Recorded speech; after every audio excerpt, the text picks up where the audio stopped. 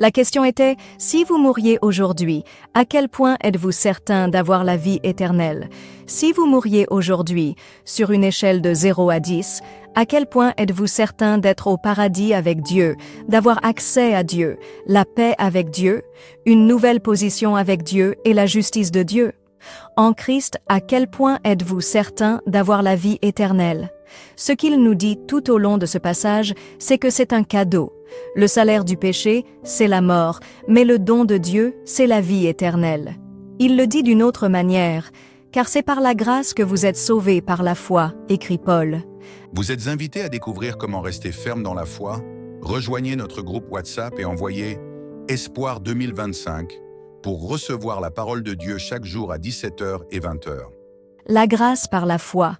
Et cela ne vient pas de vous, c'est le don de Dieu. Ce n'est pas par les œuvres. Ce n'est pas ainsi que vous obtenez l'accès. Ce n'est pas ainsi que vous obtenez la position juste. Ce n'est pas ainsi que vous êtes justifié. Ce n'est pas ainsi que vous obtenez la paix avec Dieu.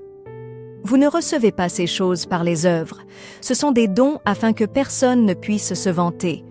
Car nous sommes l'ouvrage de Dieu, créé en Jésus-Christ pour de bonnes œuvres, que Dieu a préparées d'avance pour que nous les pratiquions. Donc, il veut que nous vivions une belle vie, mais vous ne serez pas sauvés en vivant une belle vie.